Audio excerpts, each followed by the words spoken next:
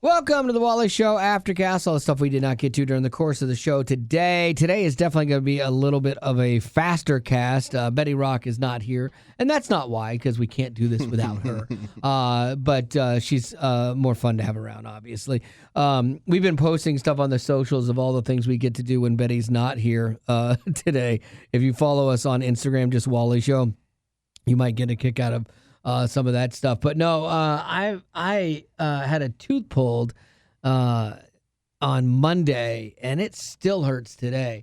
I've had a lot of like dental stuff. I just heredity. I know I'm hosed with that, but like it's usually I've had stuff done. I've had root canals, and the next day I'm fine. You know, it's like, okay, go to work. I've had a root canal during like a support drive. Next day went to work, you know, and kept going. And this one, the extraction, it has just hurt like nonstop this whole week. And I figured, because I was like, oh man, it still hurts. So it's probably like, what, yesterday I got this done? I'm like, oh no, it's been a week almost. Yeah.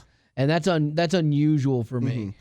That kind of stuff makes me think in my own head, like how bad it would have been if you just hadn't had the pain medication the laughing gas, like when it actually happened. That's what it makes me think of. You're like, oh, this is like really bugging me 4 days later.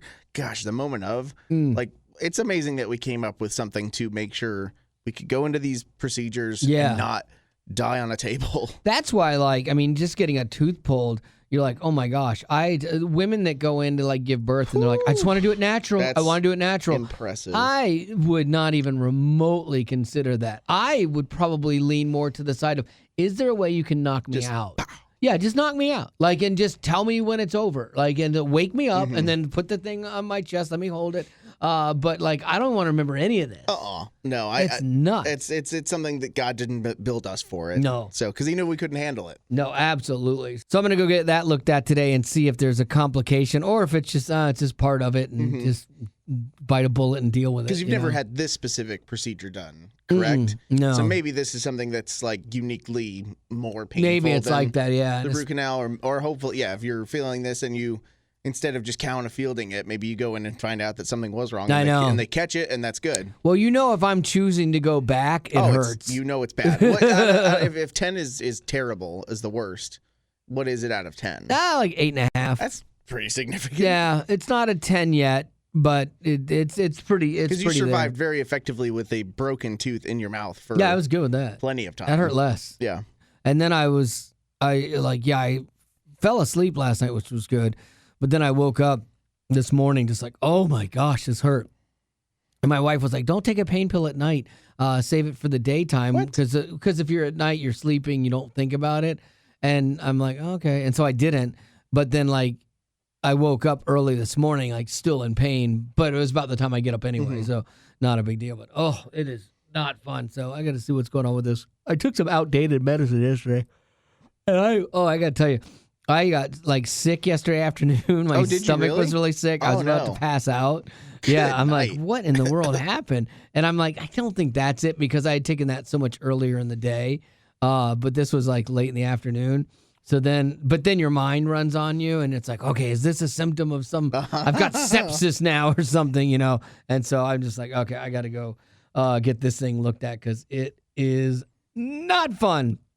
So with that being said, do you have any birthdays? Oh, do I have any birthdays? I'm going to skip right to birthdays. Skip right it's going to be a real fast cast today. Okay, let me go pull that up because I thought I had second. I know. I have a story about like a lawsuit that I don't feel like ranting about right now because it's some crazy person and I'm just tired. Let's see. I'll shout out birthdays that are tomorrow. Yes, I love it. Okay, so Sarah Lawton is giving a shout out for her brother Jonah Lawton. He loves skateboarding, music, and the Wally Show. Nice. Gosh, I tried skateboarding for like a week. Yeah. I was so not built for it. I loved it as a kid. I just don't have I didn't have the coordination. Yeah. The take your foot off the board and push as you're moving at a high speed. I literally would just jump off the board. I was going to buy an electric skateboard because those look really cool. I know. But my wife was like, I wouldn't. I wouldn't. You're gonna fall and break something. And she's not wrong. Like I eat foil, but you fall into the water, so it's not that big of a deal.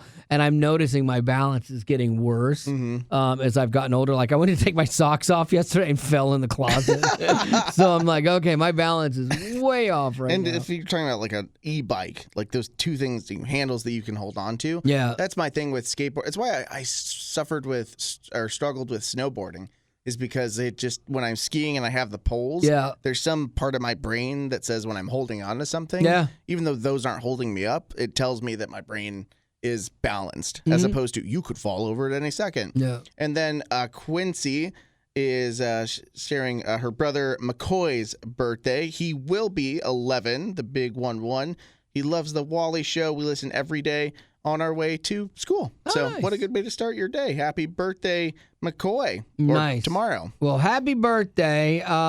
So weekend plans. We are flying. I know. We're flying through this. Let's get it done. This might be the shortest Aftercast ever. What are you doing this weekend? What are your weekend plans? We're going to drive up to Champaign, Illinois.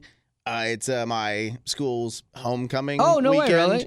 And so we're going to go up there, see a football game with my parents who are flying into Chicago tonight, and then they're driving down. We're going to go halfway, see our best friends in Indiana, and then drive up early in the morning. So that'll be Saturday. That'll be cool to show my kid the campus that I guess I'm not really showing him. He's 13 months old. He doesn't care. But it'll be cool to take pictures of like my dad and me and him, where it's just like 3 generations of us on the same campus, and maybe someday Bennett will go to college. Do you maybe like when you're going back for homecoming? Yeah. So that means you were. I don't actually care that it's homecoming. I was just saying. So just a football game. Were you plugged in and connected enough to school? No, I do not. I ignore every single email that says, "Would you donate?" to this university. I'm like, no, I do every day when I pay my or every month when I pay my student loan bill. I was trying so hard to get out of college that I had I worked through college, so I didn't have a lot of the fun.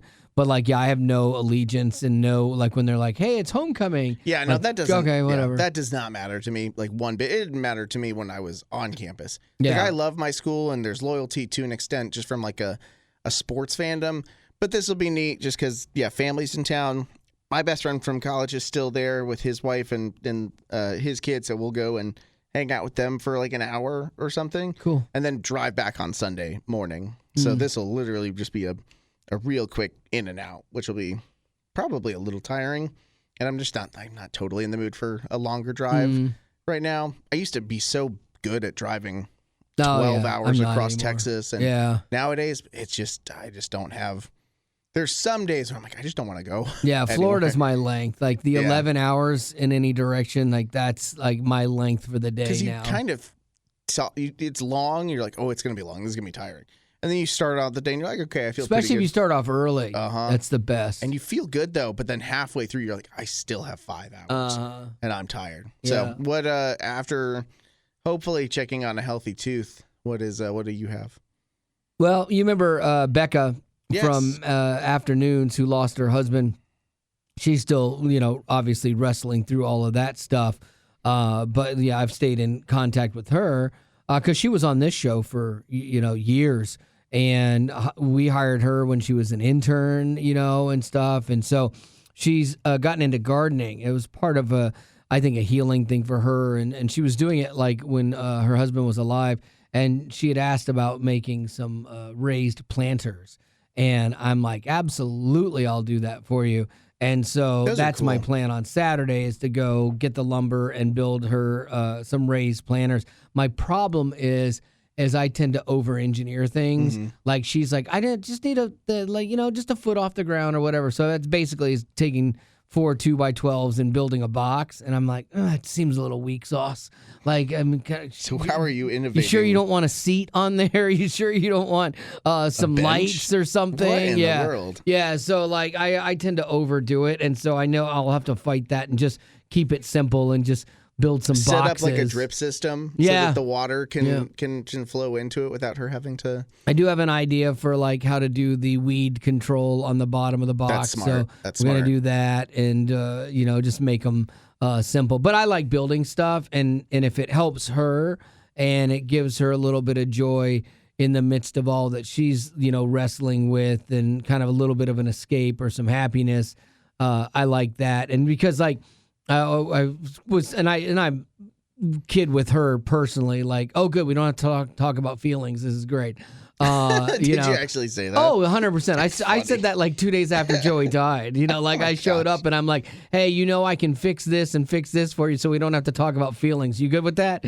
And she's like, absolutely. Because she's funny. She has a good sense of humor, and we understand each other, And so for me, that's how I show love. Like with my daughter, like I made her a coffee table, like that is how I show love for her, and obviously with my daughter, I tell her I love her all the time and I'm super like affectionate, but that's the way versus having deep conversations all the time with people or reaching out and connecting, because I'm not good at that, but I'm really good at, hey, I could use help building this, and I'm 100% there, and so I'm looking forward to that. It's been something I wanted to do for a little bit. And so the weather's cooling off just like a little bit too, so it's not working in 100-degree sun or anything like that. Dude, like yesterday, based on how I felt yesterday afternoon, I was dreading doing this tomorrow, and I feel better now. I got out of the shower and I got up and I was so dizzy when I got out of the shower, and my stomach was so sick last night. I literally go into like where the toilet is to throw up. My stomach is so sick, and maybe it's the antibiotics or something.